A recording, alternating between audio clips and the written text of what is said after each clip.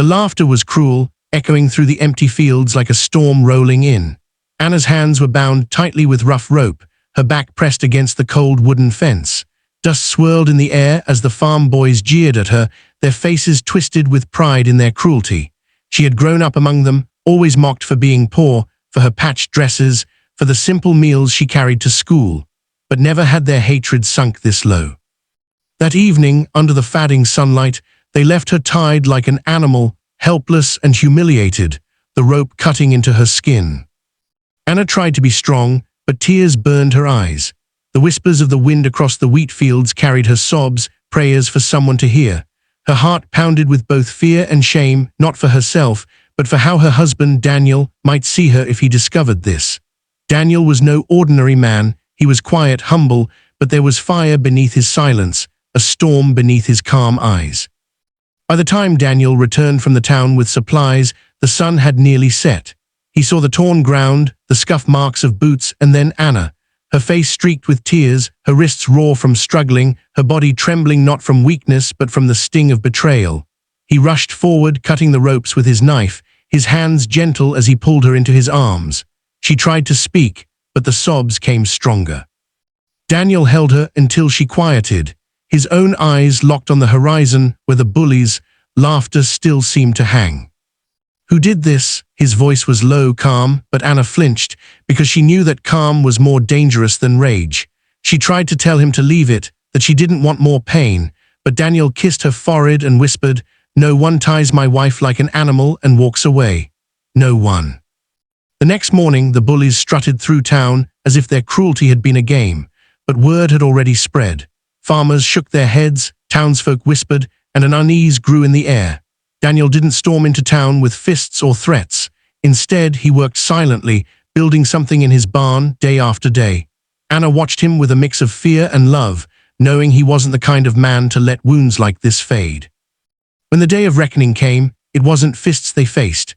Daniel rode into the town square with his horse pulling a cart behind him. Covered in burlap sheets were barrels of oil, old chains, and tools of the farm that looked suddenly menacing in his hands. The bullies laughed at first, calling him a poor farmer pretending to be a soldier.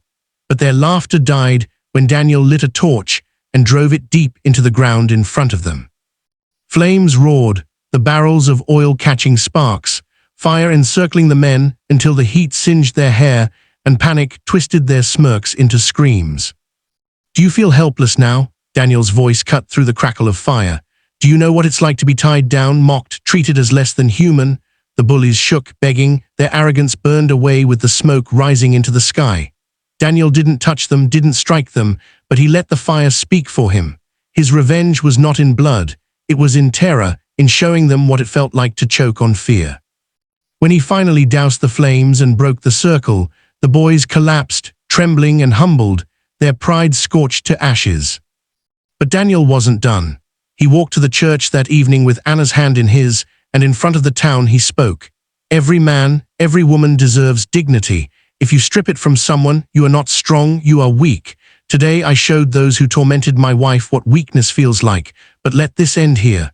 Let no woman, no farmer, no child ever be tied down again." Silence filled the church. Then slowly people began to nod, murmur, and a new respect settled over Anna. She was no longer just the farm girl they mocked. She was the woman whose suffering sparked a fire of justice.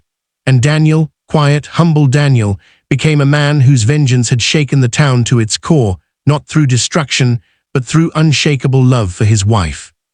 The bullies never touched Anna again. In fact, they couldn't look her in the eye. They learned that cruelty has consequences, and that sometimes the most terrifying revenge isn't violence, it's being forced to face the hell you created. And Anna, she found strength in the storm. She knew now that no rope could bind her spirit, not with a man like Daniel by her side.